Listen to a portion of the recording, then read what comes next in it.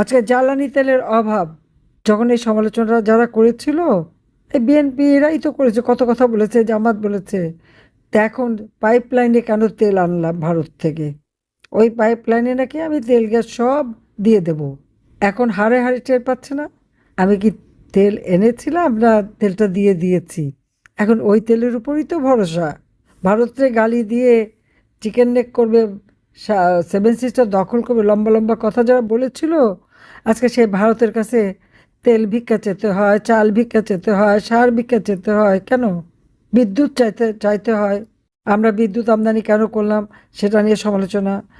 আমি পাইপলাইনে তেল কেন আনলাম, সমালোচনা। পার্বতীপুর ডিপো পর্যন্ত পাইপলাইনে তেল আসে, নতুন প্রজেক্ট নিলাম, নাটোর ডিপো পর্যন্ত যেন তেল আসে। নাটোর ডিপো পর্যন্ত যে প্রজেক্ট, সেই প্রজেক্ট ইনুস এসেই বন্ধ করে দিল। ওই বাটপার যে বন্ধ করে দিল, এখন তেলের যে অভাব, এটা কি এখন কি করবে? আজকে যদি এই কাজটা শেষ হতো, তাহলে এই অভাব তো থাকতো না, এই অভাবটা তো চলে যেত। আমি যত কাজ করছি সবই সমালোচনা। ঠিক আছে, যারা সমালোচনা করে, যাদের পছন্দ হয় না।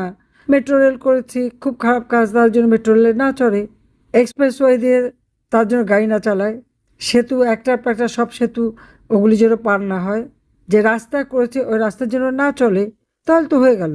গালিও দেবেন, ভোগও করবেন, এটা তো হয় না। জাতির পিতা স্বাধীনতা দিয়ে গেছেন।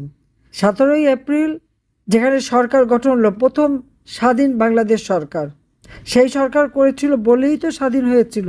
আর স্বাধীন হয়েছে বলেই তো আজকে বিভিন্ন পদ পাচ্ছেন। তো এই পদগুলি রাখেন কেন?